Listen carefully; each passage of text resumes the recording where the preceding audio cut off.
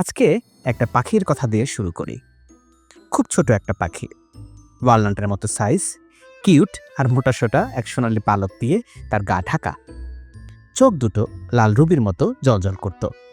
পাখিটার একটা অদ্ভুত গুণ ছিল, তার পাখার জয়েন্ট যে কোনো দিকে ঘুরে যেতে পারত। তাই সে উড়ত খুব দ্রুত, এত দ্রুত যে চোখে ধরা পড়ত না। এই বুঝি এদিকে গেল, পর মুহূর্তেই সে অন্যদিকে। কিন্তু ঠিক এ কারণেই পাখিটা ছিল ভয়ঙ্কর নরম, একটু জোরে চেপে ধরলেই মরে যেত। সুন্দর জিনিস অনেক সময় এমনই হয়, ভঙ্গুর। আর মানুষ সুন্দর জিনিস দেখলেই ধরতে চায়, নিজের করে রাখতে চায়। এই ছোট্ট সোনালি পাখিটাকে ধরার লোভেই একদিন বদলে গেল পুরো একটা খেলা। পাখিটার নাম ছিল গোল্ডেন স্নিচেট, আর এই পাখি থেকেই জন্ম হয়েছে সেই গোল্ডেন স্নিচের। ওয়েলকাম। গত পর্বে আমরা ছিলাম 1050 সালে গার্টি কেডেলের সেই কাদামাখা মাঠে। দেখেছিলাম কুইডিচে ছিল একটা কোয়াফল, দুটো ব্লাজার আর দুই প্রান্তে দুটো গাছ। কিন্তু একটা জিনিস তখনও ছিল না, মনে আছে? সবচেয়ে বিখ্যাত জিনিসটাই ছিল না, গোল্ডেন স্নিচ। আজকের পর্বে আমরা সেই স্নিচের জন্মের গল্প বলবো।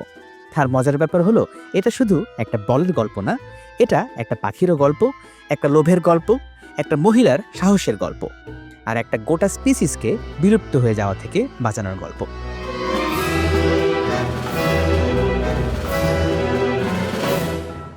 চলো এগিয়ে যাই কয়েকশো বছর, 1269 সাল। তবে তার আগে আপনাকে ওই পাখিটার সাথে ঠিকমতো পরিচয় করিয়ে দেই। গোল্ডেন স্নিচেট। ছোট্ট গোলগাল এই পাখিটা ধরা প্রায় অসম্ভব ছিল। ওই যে বলেছিলাম, তার পাখা যে কোনো দিকে ঘুরে যেতে পারত, কিন্তু একই সঙ্গে এত নাজুক যে একটু শক্ত করে চেপে ধরলেই মরে যেত। এখন সমস্যাটা কোথায় জানেন? এই পাখি এত সুন্দর আর এত ফাস্ট ছিল যে উইজার্ডরা একে ধরাটাকেই একটা খেলা বানিয়ে ফেলেছিল। অন্তত 1100 শতক থেকে স্নিচের শিকার ছিল একটা জনপ্রিয় খেলা। মাগলরা তাদের খুঁজে পেত না, কারণ এই পাখি লুকিয়ে থাকতে পছন্দ করত। মিউজিয়াম অফ কুইডিচে আজও একটা পুরনো ট্র্যাপেস্ট্রি আছে, যেখানে দেখা যায় শিকারীরা নেট, ওয়ান্ড আর খালি হাতে এই পাখি ধরার চেষ্টা করছে। আর সকল শিকারীকে পুরস্কার দেওয়া হচ্ছে 1 বস্তা সোনা। এই 1 বস্তা সোনার ব্যাপারটা মাথায় রাখুন, এই লোভটাই গল্পের আসল। আর আমরা কিন্তু এভাবে হান্ট করে করে অনেক পশু পাখিকেই বিলুপ্ত বানিয়ে দিয়েছি। এই হান্টিংয়ের কারণে মাগলদের চোখে পড়তো ব্রুমস্টিক দিয়ে উইজার্ডদের ওড়াওড়ি। তাও এই খেলা এতই পপুলার ছিল যে মিনিস্ট্রি সেটা নিয়ে কিছুই করেনি। 1269 সাল, জায়গাটা কেন্ট নামের এক ইংল্যান্ডের কাউন্টি।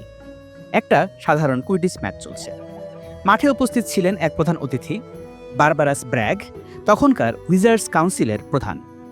মানে সেই যুগে উইজার্ডিং ওয়ার্ল্ডের সবচেয়ে ক্ষমতাবান মানুষটা। ইনি মাঠে এলেন একটা খাঁচা হাতে নিয়ে। খাঁচার ভেতরে ছিল একটা জীবন্ত গোল্ডেন স্নিচেট। তারপর ব্র্যাগ একটা ঘোষণা দিলেন। তিনি বললেন, খেলোয়াড়দের মধ্যে যে এই পাখিটা ধরতে পারবে তাকে তিনি নিজে দেবেন 150 গ্যালিয়ন। 150 গ্যালিয়ন কিন্তু তখনকার দিনে একটা বিশাল সম্পদ, চোখ কপালে তোলার মতো টাকা। আর তারপর তিনি খাঁচাটা খুলে দিলেন। এক এলাহি কাণ্ড শুরু হয়ে গেল বলা যায়। মুহূর্তে পুরো খেলা ভেঙে পড়ল। খেলোয়াড়রা কোয়াফল ফেলে দিল, ব্লাজারের দিকে কারো খেয়াল নেই, এমনকি দুই দলের কিপার দুজনেই নিজেদের গোল ছেড়ে ছুটল পাখির পেছনে। গ্যালারির দর্শকরাও বসে থাকলো না। পাখিটা যেদিকে পালাতে চায়, তারা স্পেল ছুঁড়ে তাকে আবার মাঠের ভেতর ঠেলে দিতে লাগলো, যাতে সে বেরিয়ে যেতে না পারে।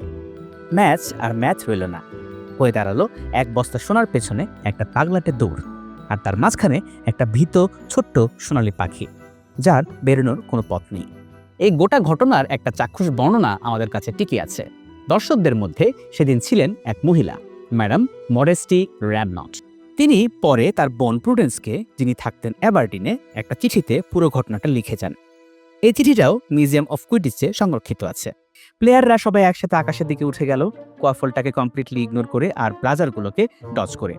এমনকি দুই টিমের কিপাররাও গোল বাস্কেট ছেড়ে দিয়ে ওই শিকারে জয়েন করলো।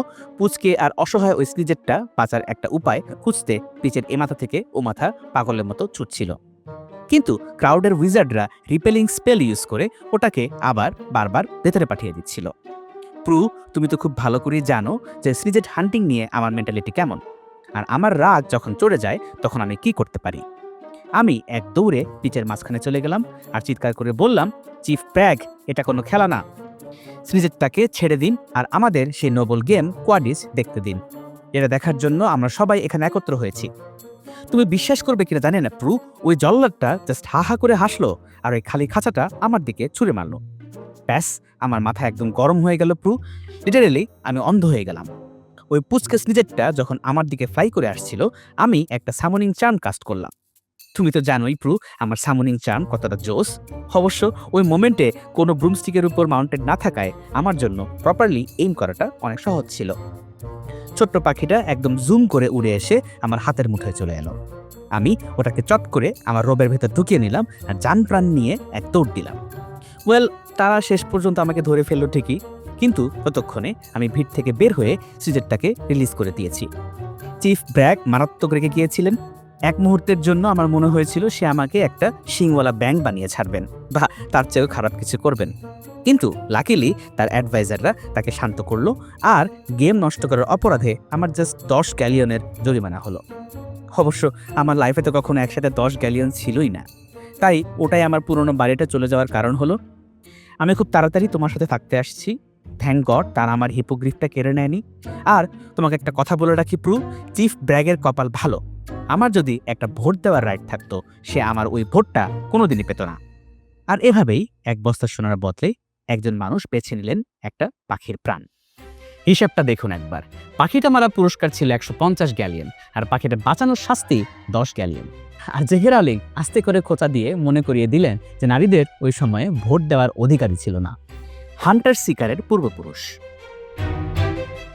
এই খেলোয়াড়কে প্রথমে বলা হতো হান্টার, শিকারী। হ্যাঁ, এই হান্টারই হলেন আজকের শিকারের সরাসরি পূর্বপুরুষ।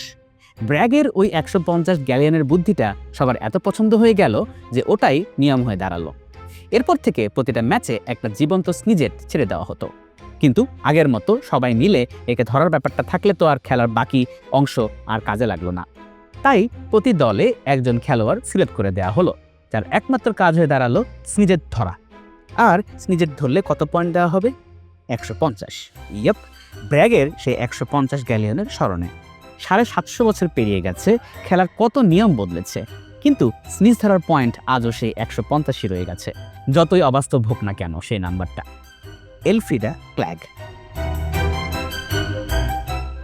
এই নিয়মের কিন্তু একটা ভয়ঙ্কর দাম ছিল। মনে আছে বলেছিলাম পাখিটা খুব নাজুক ছিল। প্রতি ম্যাচে একটা করে স্নিজেট উঠছে, তার উপর আলাদা করে চলছে স্নিজের শিকার।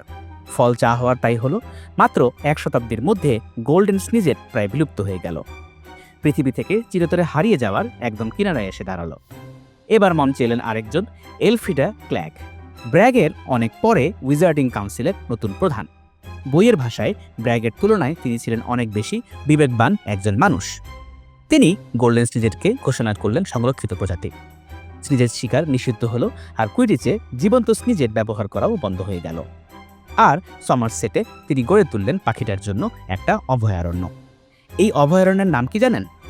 Modesty Rabnott Snidget reservation. হ্যাঁ, সেই মহিলার নামে, 100 বছর আগে যিনি একটা মাত্র পাখিকে জামার নিচে লুকিয়ে বাঁচিয়েছিলেন। 100 বছর পরে তার নামেই গড়ে উঠল গোটা প্রজাতিকে বাঁচানোর অভয়ারণ্য।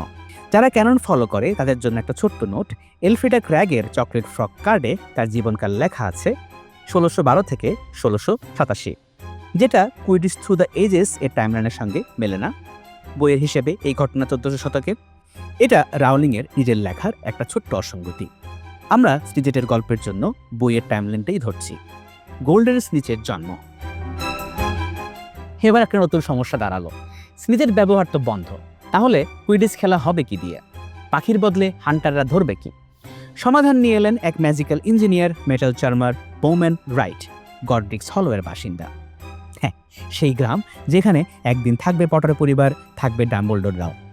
মানে যে গ্রামে হ্যারির জীবনের শুরু আর শেষের সুতো বাঁধা, স্নিজের জন্ম সেই একই গ্রামে। সবকিছু যেন একই সুতোয় গাঁথা। বোম্যান রাইট ছিলেন মেটাল ম্যাজিকে ওস্তাদ। তিনি বানালেন পৃথিবীর প্রথম গোল্ডেন স্নিজ, একটা গোল্ডেন মেটাল বল ঠিক একটা স্নিজেটের সমান ওজনের। তাতে বসালেন রূপোর পাখা, যে পাখার জয়েন্টটাও ওই পাখিটার মতোই যে কোনো দিকে ঘুরতে পারত।